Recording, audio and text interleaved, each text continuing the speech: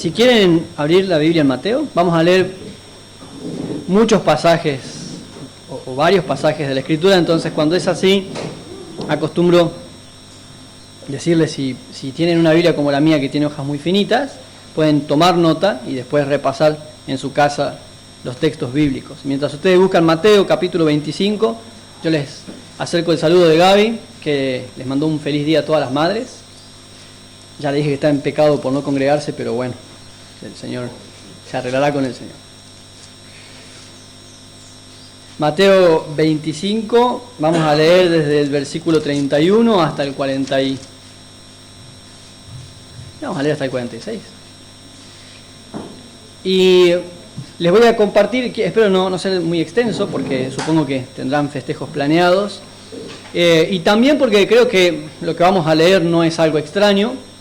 Confío en que ya lo saben, pero al final me gustaría que nos llevemos, los que se atrevan, un desafío importante para poner en práctica ya cuando lleguemos a casa a almorzar. Mateo 25, 31 está hablando el Señor Jesús y dice: cuando el Hijo del Hombre venga en su gloria y todos los santos ángeles con él, entonces se sentará en su trono de gloria. Y serán reunidas delante de él todas las naciones, y apartará los unos de los otros, como aparta el pastor las ovejas de los cabritos. Y pondrá las ovejas a su derecha y los cabritos a su izquierda. Entonces el rey dirá a los de su derecha: venid, benditos de mi Padre, heredad el reino preparado para vosotros desde la fundación del mundo. Porque tuve hambre y me diste de comer. Tuve sed y me dieron de beber. Fui forastero, fui extraño, fui un extranjero, y me recogieron. Estuve desnudo y me cubrieron, enfermo y me visitaron, en la cárcel y vinieron a mí. Entonces los justos les responderán diciendo: Señor, ¿cuándo te vimos hambriento y te sustentamos, o sediento y te dimos de beber? ¿Y cuándo te vimos forastero y te recogimos, o desnudo y te cubrimos? ¿O cuándo te vimos enfermo o en la cárcel y vinimos a ti? Y respondiendo el rey les dirá: de cierto les digo, les aseguro, que en cuanto lo hicieron a uno de estos mis hermanos más pequeños, a mí lo hicieron.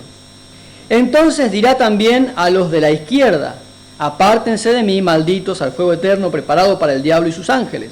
Porque tuve hambre y no me dieron de comer, tuve sed y no me dieron de beber, fui forastero y no me recogieron, estuve desnudo y no me cubrieron, enfermo y en la cárcel y no me visitaron. Entonces también ellos le responderán diciendo: Señor, ¿cuándo te vimos hambriento, sediento, forastero, desnudo, enfermo o en la cárcel y no te servimos? Entonces le responderá diciendo: de cierto les digo que en cuanto no lo hicieron a uno de estos más pequeños, tampoco a mí me lo hicieron. E irán estos al castigo eterno y los justos a la vida eterna. Hoy es el Día de la Madre, pero nuestro festejo va a ser el próximo domingo, entonces yo supongo que José, que va a compartir ese día la palabra, tendrá algo alusivo para el Día de la Madre, entonces yo hoy no lo voy a hacer.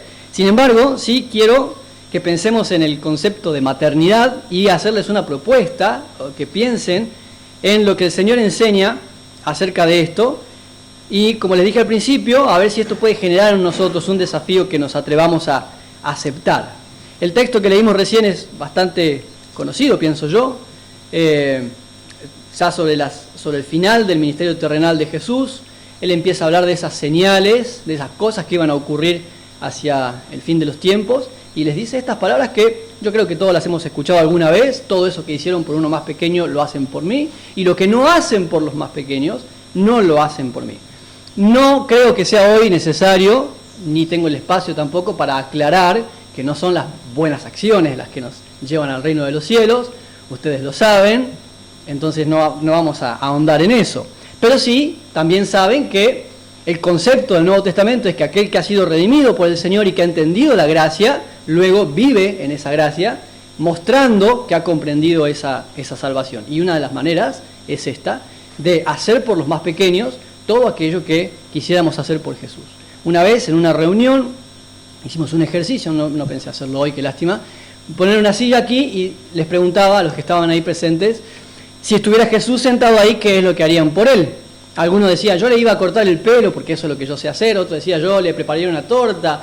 yo le lavaría los pies, yo lo abrazaría, le diría que lo amo. Bueno, entonces ahora hacelo por los demás. ¿Por qué? Nosotros le servimos al Señor sirviéndole a los otros, ¿no? Es lo que siempre decimos con los chicos, el baño no lo usa Cristo, lo usan tus hermanos, pero al servirle al Señor limpiamos el baño, o como también dijimos, todos quieren ser Barak, nadie quiere limpiar el baño. El verdadero servicio está en atender a los demás. Y con esto en mente, yo quisiera que pensemos un poco en el mundo en el que vivimos. Porque vivimos en una época y en una cultura, en un contexto que es complejo, que tiene muchos problemas sociales, muchos flagelos de todo tipo. Siempre que conversamos de esto, alguien me dice, bueno, hace mucho tiempo también había droga o alcohol o violencia. Cuando yo era chico también había drogas y padres que abandonaban a sus hijos y toda clase de situaciones. Es cierto, pero también creo que estaremos de acuerdo en que es verdad que últimamente eso se ha aumentado. Por lo menos es lo que en mi contexto yo veo. Y el ejemplo más claro que suelo citar, y ustedes lo saben, es que cuando yo era chico había la excepción en mi grado, mis compañeros de escuela, 1 o 2 cuyos padres estaban divorciados, pero ahora mis hijas, la excepción es que tengan padres casados. Y la regla general es que madres solteras o padres separados. Entonces ha habido un cambio claramente en nuestra sociedad. Y el primer impacto de ese cambio, de ese modelo, de esta manera de pensar diferente, lo sufren las familias, especialmente los niños. Pero la familia es donde más se ve esta modificación del mundo en el que vivimos. Valores que antes estaban muy seguros para nosotros. Esta semana charlaba con un vecino, la cultura de trabajo, por ejemplo, hace unos años atrás, aunque la gente no conociera a Cristo, igual entendía el trabajo como algo bueno, algo que hay que buscar, y actualmente ya cuesta que nuevas generaciones piensen en el trabajo como algo bueno y algo que deseen, porque es más cómodo no trabajar. ¿Y quién sufre el impacto de esos padres que no trabajan o madres que no trabajan o padres que se administran mal con el dinero porque reciben una ayuda y la gastan en cigarrillos o alcohol? El impacto va principalmente, el primer objetivo son los niños, los más pequeños, que crecen en familias que están fracturadas, que no tienen valores, donde hay abandono. Quizás no hay abandono físico, el padre o la madre están presentes, pero sí hay abandono emocional. Por supuesto que no hay ejemplos, no hay modelos. En una ocasión estábamos trabajando en una institución, yo iba a dar clases nada más, pero el director de ese lugar tenía muchos problemas con los alumnos, entonces le ofrecí mi ayuda para hacer como una especie de nexo entre ellos. Y el mayor problema que tenían era el problema generacional, la brecha generacional. Porque este hombre era un hombre ya grande que estaba acostumbrado a decir, anda a barrer la habitación, pero también estaba acostumbrado a tratar con jóvenes que habían crecido con un modelo de autoridad, que entendían que si mi autoridad pide que vaya a barrer la habitación, voy y barro. Pero esta nueva generación que entraba a estudiar no tenía ese modelo de autoridad, no provenía de hogares con modelos de autoridad, entonces cuando le decían, anda a barrer la habitación, ¿por qué? ¿Por qué tengo que hacerlo yo? Si es mi habitación, ¿qué tal si yo quiero dormir en la habitación sucia? ¿Cuál es el problema? Y eso generaba un choque porque él no entendía cómo le contestaban así, ellos no entendían por qué les pedía que barran la habitación si quieren dormir sucios. Y de nuevo, es que son ausencias, son carencias en los hogares que desde los hogares se van trasladando hacia otras instituciones, por ejemplo la escuela. Una maestra me decía, nosotros no podemos reprobar a los chicos y tenemos la orden desde nuestras autoridades de que tenemos que hacer todo lo posible para que los chicos permanezcan en la escuela porque hay un altísimo índice de abandono escolar. Entonces tenemos que retenerlos y hacer lo que esté a nuestro alcance. No es nuestra función, me decía esta docente, pero es lo que nos toca hacer. Si no están en la escuela, están en la calle expuestos a toda clase de situaciones. Hay que sumarle a eso que hay mucho proselitismo en la sociedad de ciertos, ¿cómo lo digo?, colectivos, de ciertas ideologías que están buscando capturar nuevos adeptos, nuevos militantes, y van a edades cada vez más jóvenes. Antes esa influencia se daba en el mundo, en el plano universitario. Los jóvenes entraban a la universidad y sabíamos que la universidad está politizada y que había, pero eso ahora ya está desde el secundario. Los chicos ya tienen modelo de Naciones Unidas y centros de estudiantes en secundario, donde ya se van interiorizando en ciertas cosas, y hasta incluso en la primaria. nosotros no hemos tenido la experiencia todavía, pero esta semana veía el nuevo material de ESI, de Educación Sexual Integral, que se le da en la primaria. Es increíble que en las escuelas se le esté dictando ese tipo de contenidos a los niños de 9 años.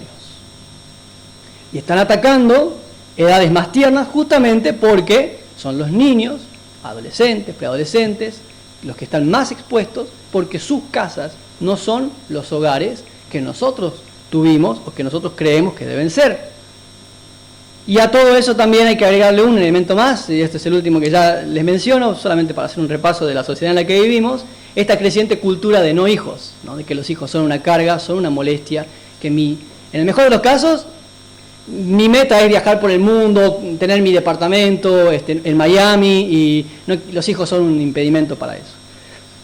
Pero en la mayoría de los casos es que en realidad tampoco se tienen metas de vida, es solamente vivir, y los hijos son una molestia, así que vamos a eliminarlos, ahora que es legal en Argentina y en otros países del mundo, lo podemos eliminar, y si nacen, bueno, aprovechar de lo que nos dan por ellos, pero igual no atenderlos porque son una carga.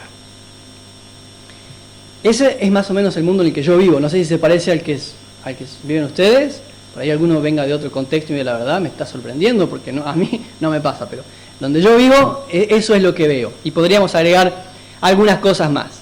Pero no más solamente para ir a la solución de esto, porque lo que tengo para proponerles hoy en realidad es la respuesta. El título del mensaje, de paso para que lo pongas en YouTube, la adopción es la opción. ¿Ustedes se animan a adoptar a un chico? ¿Vos te animás? Hoy. Ya vas a ver al final del mensaje, capaz que cambiás de opinión. Jairo Namrun una vez dijo: la adopción es tan importante para Dios que no tiene ningún hijo que no haya sido adoptado. Lo repito, la adopción es tan importante para Dios que no tiene ningún hijo que no haya sido adoptado. Todos los que somos hijos de Dios hemos sido adoptados por medio de Jesucristo. Eso es lo que dice la carta a los Romanos, ¿no? Y Jesucristo también fue adoptado por José en Belén. Así de importante. Todos los hijos de Dios han sido adoptados. ¿Qué tan dispuesto estás a adoptar a uno de tus vecinitos que no tenga en sus hogares lo que vos sí tenés? Veamos algunos textos que nos puedan dar alguna idea. Y como les dije, hoy vamos a recorrer varios pasajes. Voy a tratar de hacerlo de la manera más ágil posible. Comencemos por Levítico, para que pensemos ya desde la antigüedad, cuando se estaba estableciendo la ley del pueblo de Dios. Levítico 19, versículos 33 al 34. Cuando el extranjero morare con ustedes en vuestra tierra, no le oprimirán. Como a un natural de ustedes tendrán al extranjero que more entre ustedes, y lo amarás como a ti mismo, porque extranjero fuiste en la tierra de Egipto, yo, Jehová, vuestro Dios. Al contrario, trátenlo como si fuera uno de ustedes, ámenlo como a ustedes mismos, porque también ustedes fueron extranjeros en Egipto, yo soy el Señor y Dios de Israel, es como lo traduce NBI. Hace un par de domingos atrás, que estábamos leyendo también Levítico 19, pero los versículos anteriores, mencionábamos que poner el nombre de Dios, cuando Dios dice yo Jehová, Él está sellando, está firmando este mandamiento con su propio carácter y su persona, así que no es poca cosa. Ama al extranjero, tratalo como si fuera uno de los tuyos, conservalo, retenelo, hacelo parte de tu pueblo. Ese era el mandato que el Señor estaba dando a Israel, ingresando a una nueva tierra, y advirtiéndole, vas a encontrar gente diferente que necesita que la abraces, que la incorpores, que la tengas como si fuera parte de vos.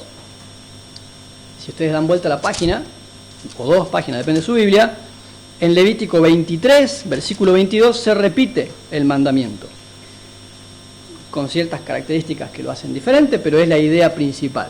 Cuando segares la mies de tu tierra, no segarás, no coseches hasta el último rincón de ella, ni espigarás tu siega, para el pobre y para el extranjero la dejarás, yo Jehová vuestro Dios. Cuando llegue el tiempo de la cosecha, no saques hasta el último rincón de todo. No te comas todo lo que tenés en tu alacena, en la heladera. Pensá en el extranjero. Pensá en el otro. Tené tu atención. Le pedí a José que leyera o la lectura en Timoteo. No lo dije, me estaba olvidando. Porque cuando nosotros siempre pensamos en el ministerio, y ahí hay una instrucción del Señor, a través del apóstol Pablo para Timoteo, diciéndole: predica la palabra, preserva la doctrina, hace tu obra. Y nosotros generalmente pensamos en esto, acá, en lo que ocurre en el culto, en el templo, y nos olvidamos, por un lado, que servir al Señor es mucho más que lo que hacemos acá, y en segundo lugar, que todos tenemos la oportunidad de hacer eso, si pensáramos en nuestras vidas como un ministerio y en nuestra casa como un altar. Si yo pienso que predicar es lo que ocurre acá arriba de este púlpito, solo algunos tienen las ganas, el deseo, el llamado para hacerlo, pero si tu mesa, tu sofá, es el púlpito donde puedas recibir a un vecinito y hacerle una taza de leche, tu casa se convierte en un altar, en un lugar donde puedas servir al Señor. ¿Viste que no es tan difícil adoptar? No ciegues todo, pensá en el otro, es lo que le está diciendo el Señor a Israel. Yo quiero desde el principio, desde el inicio de la composición de Israel como pueblo, el Señor ya les está diciendo: piensen en el extranjero, adóptenlo como parte de ustedes, denle de comer, háganlo parte de su vida. Deuteronomio capítulo 10, versículo 19, vamos a leer ya en la repetición de la ley. Ustedes saben que Deuteronomio es la insistencia ante una renovación del pueblo. Deuteronomio 10, 19. Amarán pues al extranjero, porque extranjeros fueron en la tierra de Egipto. Amen al extranjero. Si nosotros tuviéramos que trasladar esto, o bueno, lo vamos a hacer, la idea que está contenida en este pasaje, cuando el Señor le dice a Israel: acordate que en un momento estabas como extranjero en una tierra desconocida, que era Egipto, y eras esclavo, y te trataban mal y te oprimían, y yo te saqué de ahí. Entonces, ahora cuando vas a entrar a la tierra y veas extranjeros, no te olvides de dónde te saqué yo. ¿Fuiste extranjero? Entonces pensá en los extranjeros con misericordia. Trasladando esa idea, el Señor nos tendría que decir lo mismo hoy a nosotros. Acordate que estuviste en una vida de pecado, lejos de mi gloria, de mi presencia. Yo te saqué de ahí y ahora te hice hijo mío, hija mía, por medio de Jesucristo. Entonces, cuando veas a tu vecinito o a tu sobrinito o al compañero de escuela de tu hijito, acordate que yo te saqué de un lugar de una vida sin sentido, sin propósito, y mira con misericordia a esos que no tienen lo que vos ya tenés. Deuteronomio 24, versículo 19 al 21.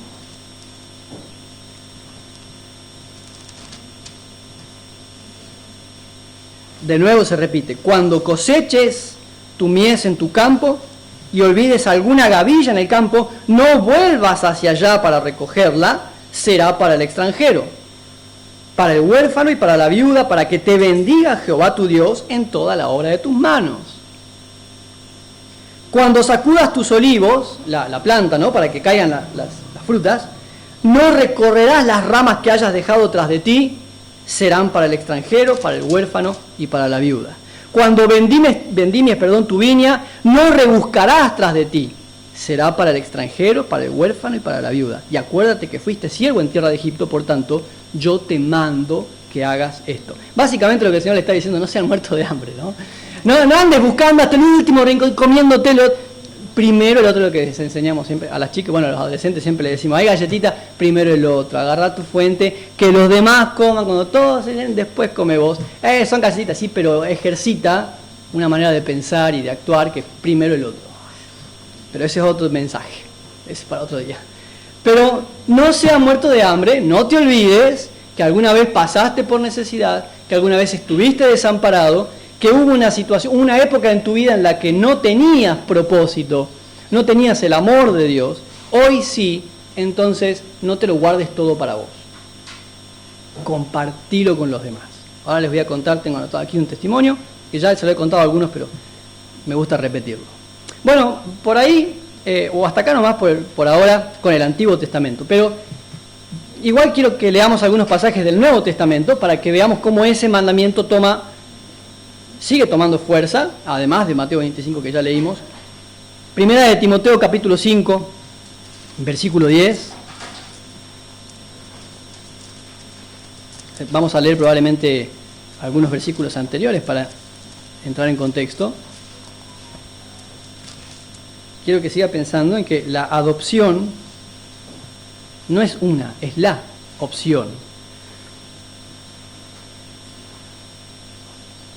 Está hablando, Pablo le habla a Timoteo acerca de las viudas que tienen que ser incluidas en la lista de la distribución que la iglesia ayudaba. Primera de Timoteo 5. Si alguna viuda tiene hijos o nietos, aprendan estos primeros a ser piadosos con su propia familia, versículo 4. Entonces les decía, está diciéndoles quiénes son las viudas que deben ser tenidas en cuenta en la distribución diaria. La iglesia distribuía alimentos para la gente.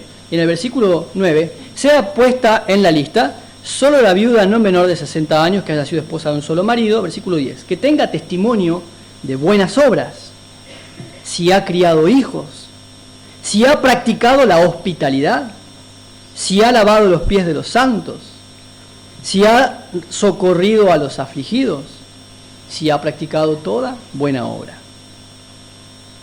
Que sea reconocida por sus buenas obras, tales como criar hijos, practicar la hospitalidad, lavar los pies de los creyentes, ayudar a los que sufren y aprovechar toda oportunidad para hacer el bien. Que sea un testimonio. Ayer hablábamos de Cornelio. El sábado pasado estábamos leyendo con los niños en la escuelita bíblica el ejemplo de Tabita, Dorcas. Y nos acordábamos de buenas personas aquí cerca. Esa hospitalidad, esa misericordia que recibió del Señor, también la mostraba sirviendo. Ella no hacía grandes obras que fueran notables para nosotros hoy en nuestros días, de los que nosotros diríamos, vale la pena hacer un monumento. Hacía lo que sabía hacer. Ella sabía preparar, coser ropa y hacía ropa para los necesitados. ¿Qué es lo que podés hacer? ¿Qué es lo que sabés hacer? ¿Y cómo podrías hacerlo para los demás? Esa es la pregunta principal, o las dos preguntas principales. ¿Qué sé hacer y cómo puedo hacerlo por otros? Vamos a leer 3 de Juan, versículo 5, y mientras tanto les voy a pedir que ustedes piensen, si no conocen rápidamente, algún niño en su calle que ande todo el día afuera. Todo el día en la calle, valga la redundancia, en su cuadra, en su manzana. ¿No conocen algún niño o niña? Sí.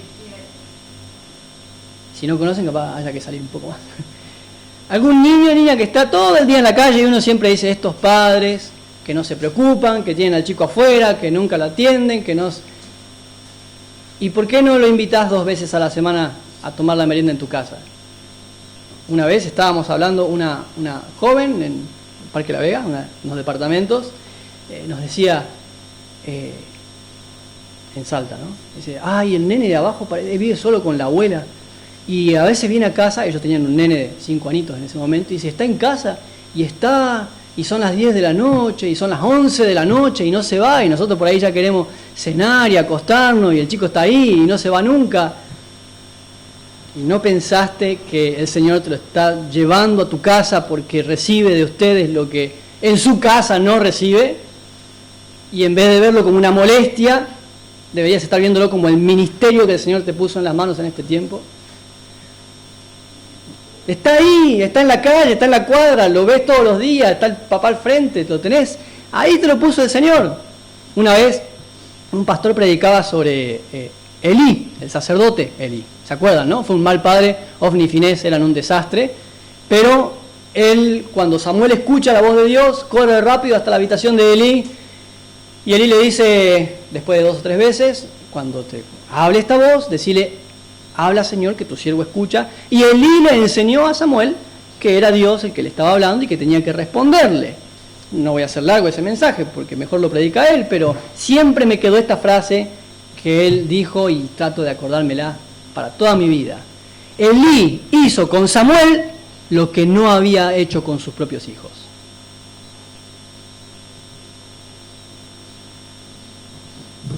Ya está, Ofni y Finés, por la razón que sea, Elí no los había educado bien. Bueno, dice el texto, no los estorbó. Ellos pecaban y él no los molestó, no les dijo nada. En realidad, cuando leemos la historia, es como que Elí le dice, no hagan esto, pero nada más. Pero no, fue duro, firme con él. Pero a Samuel le enseñó a reconocer el llamado. Le dijo, cuando te pida, dale lo que te pide. Porque es la mejor decisión que vas a tomar en tu vida. Y le enseñó a Samuel lo que no había, por la razón que sea, no había hecho con sus hijos. ¿Qué oportunidad tenemos hoy los padres y los abuelos de hacer con otros niños lo que posiblemente no hayamos hecho con nuestros hijos? Quizás ya están grandes y pensemos, ya son adultos y toman sus propias decisiones. No hay por ahí un nietito, un sobrinito, un vecino con quien tengas una nueva oportunidad de hacer lo que no pudiste hacer con tus hijos. Tercera de Juan, capítulo 5, capítulo que es, versículo 5, es el único, tiene un solo capítulo. Amado, fielmente te conduces cuando prestas algún servicio a los hermanos, especialmente a los desconocidos.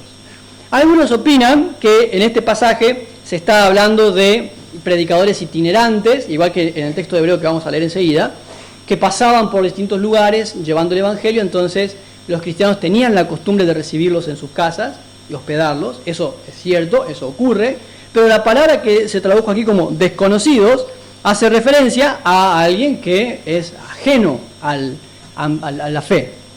Lo que el apóstol Pablo a los Gálatas dice, hagan bien a todos, en el capítulo 6. Primero a los de la familia de la fe, es cierto, hagan bien a todos.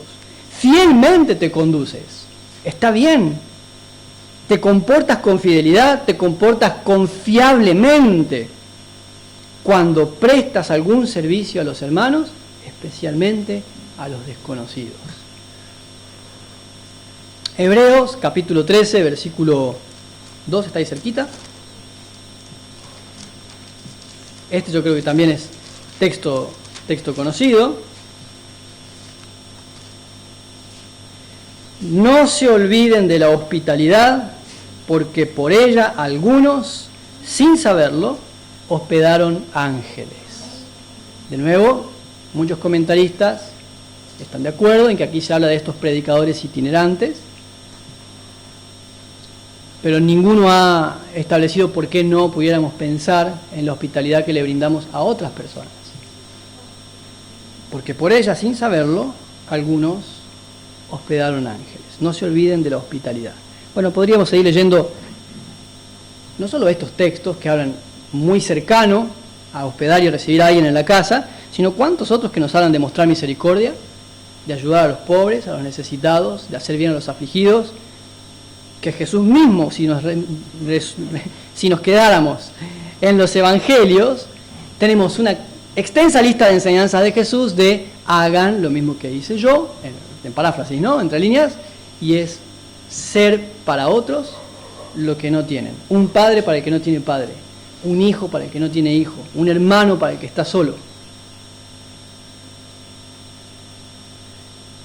Israel tenía que ser un pueblo para aquellos que no tenían pueblo, que eran extranjeros, que habían perdido su tierra y que podían encontrar en Israel una nación con la cual sentirse identificados. Una familia para los que no tienen familia.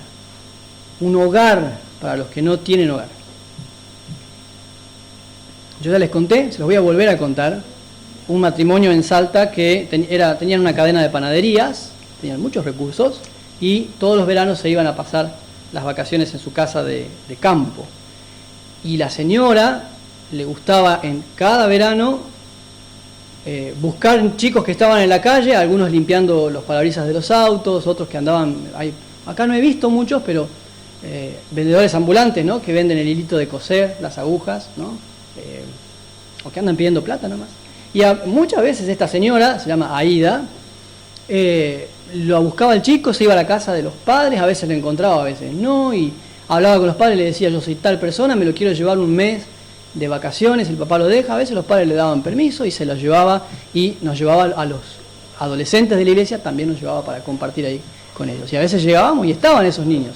Los bañaba, los llevaba a la peluquería, los cambiaba, les compraba ropa y les regalaba un mes de vacaciones ahí en su casa. Después llevaba, los devolvía y se traía otros. Años, desde que yo tengo memoria, siempre lo hizo así. Qué buena manera de, primero, honrar al Señor con los recursos y, en segundo lugar, de ser una familia cristiana para aquellos que no tienen familia cristiana. De ser ese hogar donde los chicos puedan escuchar y ver que se ora antes de comer, que no se dicen ciertas cosas, que tenemos otras convicciones, ciertos principios, que puedan ver que hay otra manera de tratarse entre papá y mamá diferente a la que ellos ven siempre.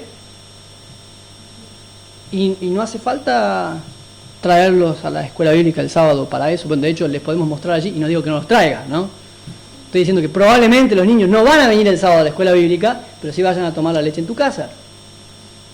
Y ahí les podemos mostrar del Señor. También sería una buena pregunta en este momento para hacernos por qué no lo hemos hecho hasta ahora, ¿no? Los que no lo han hecho, podríamos pensar, ¿por qué no? ¿Qué pasó que no hemos aceptado, que no hemos recibido a los niños para bendecirlos? A mí me molestaba mucho cuando tuve que aprender esto porque crecí en una casa donde mi papá y mi mamá son excelentes padres y me enseñaron mucho acerca de la fe del Señor, pero siempre eran muy reservados, ¿no? Hasta el día de hoy, de hecho, siguen siendo, ¿no? Sí, es entre ellos, es la familia. Y así me crié yo. Es como nosotros solos, nosotros cinco, siempre nosotros, nunca los demás. Que hay cosas que son para nosotros, que no tenemos que contar a otros, y que entonces yo crecí en esa idea de que la familia es mi familia. Y no, mi familia es del Señor. ¿Quién me dio mi familia? ¿Quién me dio la familia? ¿No saben? Bueno, les cuento. Me la dio Dios. Y todo lo que Dios me ha dado es para servirle. ¿Sabían eso?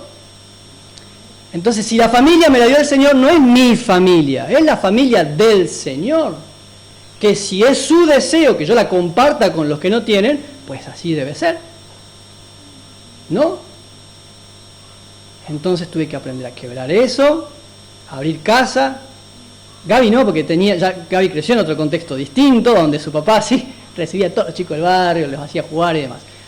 Pero para mí fue muy difícil recibir extraños en mi casa, en la mesa. Después cuando nació Anita, y recibir extraños en la mesa con Anita y que se coman con la boca abierta y cosas que a mí me desagradaban, pavadas diríamos hoy, pero sí fue un proceso para mí. No les voy a decir que no, pero qué bendición es, después de algunos años, hoy, cuando uno ve los estados de WhatsApp o los ves y conocen al Señor y están sirviendo y ya estudian cuando podrían no estar haciéndolo. Qué bueno es. Cuando pensamos en la historia de Ruth y de Boaz, ¿se acuerdan de la historia? No la vamos a leer ahora. Ruth era una extranjera que llega a la tierra de Boaz. Ella es adoptada por Boaz, no como padre claramente, ¿no? Pero entiéndase el concepto. El Señor la incluye, terminan siendo abuelos del famosísimo rey David. Pero hay bendición para todos allí. Tanto para Ruth, que es incorporada al pueblo de Dios, como Boaz, que encuentra en Ruth una esposa que es de bendición para su vida. Entonces yo les dije que les quería dejar un desafío para los que se animen.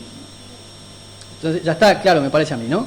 Para todos los que sean suficientemente valientes, que sean aguerridos, que tengan su deseo de servir al Señor, su fe, su confianza en que cuando Dios llama, Dios no falla, se animan a adoptar, pero no les estoy diciendo que piensen, sí, algún día me gustaría ir a África y adoptar un niño. No les estoy preguntando si se animan a adoptar ya. Puede ser una adopción de facto, sí, puede ser un acto legal si ustedes quieren, sería genial si se inscribieran como familia sustituta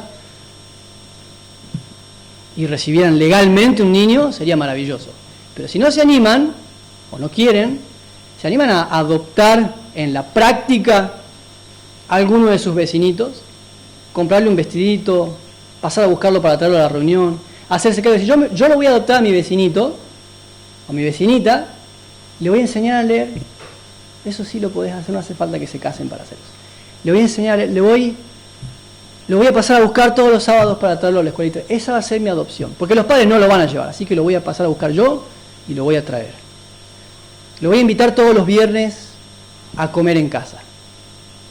Le voy a preguntar cómo está, les va a contar cosas duras, feas. Entonces vamos a contenerlo, lo vamos a recibir, vamos a abrazarlo. Lo voy a recibir, mi casa va a ser la casa del Señor. ¿Se animan a hacer eso? No me tienen que decir a mí.